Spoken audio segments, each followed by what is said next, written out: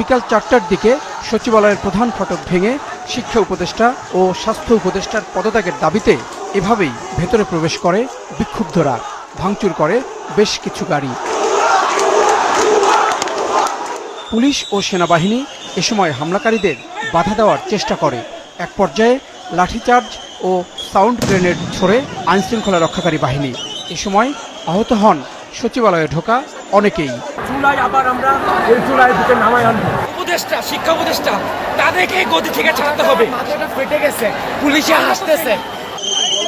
এক পর্যায়ে আইনশৃঙ্খলা রক্ষাকারী বাহিনী সচিবালয়ে ঢুকে পড়াদের বের হওয়ার সুযোগ দেয়। তারা গেটের বাইরে বেরিয়ে সচিবালয়ের ভেতরে ইট পাটকেল নিক্ষেপ করতে শুরু করে। তাদের ছত্রভঙ্গ করতে পুলিশ সেখানেও সাউন্ড এবং টিয়ার শেল ব্যবহার করে। সরকারের সর্বোচ্চ প্রশাসনিক কেন্দ্রে এমন ঘটনায় শঙ্কিত কর্মকর্তা কর্মচারীরা। ৬০০ গজের মধ্যে কখনোই সচিবালয়ে আসে নাই। আমি ২৮ বছর চাকরি করি এখানে, ২৮ বছরের মধ্যে আমি দেখি না এরকম। এই এখনই দেখতেছি এটা।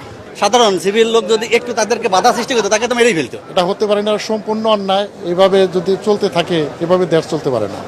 এর আগে দুপুর ২টা থেকে সচিবালয়ের প্রধান ফটকের সামনে তাদের দাবি আদায়ে বিক্ষোভ করছিল শিক্ষার্থীরা। সহনশীলতা দেখাতে যায় তো এই অবস্থা, সহনশীলতা দেখাতে হয়, কারণ আমরা তো সর্বোচ্চ পর্যায়ে ধৈর্য সীমা যখন অতিক্রম করে তখনই আমরা প্রতিহত করি, যখন আমাদের উপর একটা আসে। বিকেল ৫:৩০টার পর সচিবালয় ও এর আশপাশের পরিস্থিতি নিয়ন্ত্রণে আনে পুলিশ। জাহিদ সেলিম, মাছরাঙা সংবাদ, ঢাকা।